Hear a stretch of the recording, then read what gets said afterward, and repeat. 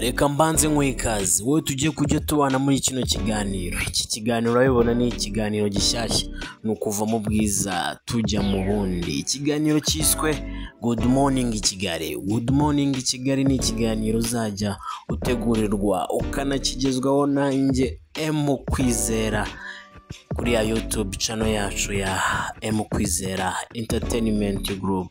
Kwanza banza ukore subscribe ubeshuwa neza yuko wakoze no kunzogera ibyo nzajya nkutegurira byose bijye bikugeraho.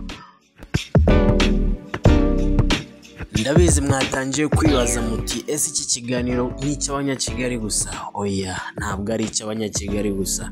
Buri munyarwanda wese ahava akagera agifiteho uruhare, cyane cyane ko ari mwebwe tuba turi gukorera kugira ngo twishimane.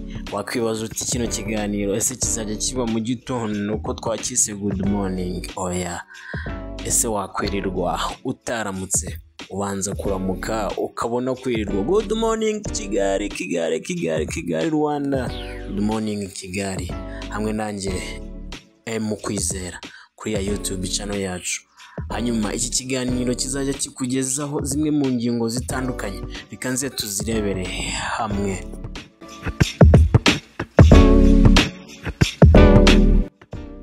Mbere na mbere, amakuru y'imyidagaduro imbere cyane.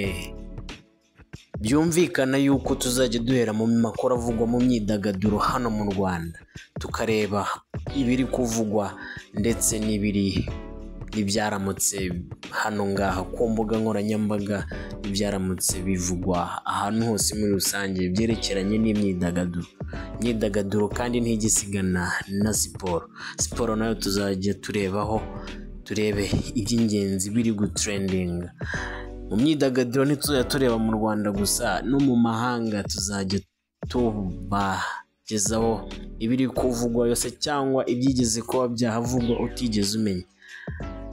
By'umwihariko hano ngaho ku myidagaduro mbafite segment izabashimisha, n'agaseke kagipfundikiye. Twihuse tuvuye mu myidagaduro, tuzajya tureba no ku makuru ya politiki, naho tuzajya duterayo imboni turebe ese ibyerekeranye n'imiyoborere ubu ngubu bimeze gute, hari kuvugwa iki kikiri kuvugwa mu Rwanda rwacu mu bya politiki ndetse no hanze y'u Rwanda, n'isi yose muri rusange. Si ibyo gusa, tuzajya tureba no ku mateka dushobora kuba tudasobanukiwe, naho tuzajya duteraho imboni twumve ese wo Rwanda bimeze gute. Ntabwo ari ibingibi gusa, ndizera ndetse ndamye nashidikanya yuko ibintu bizaba ari uburyohe cyane.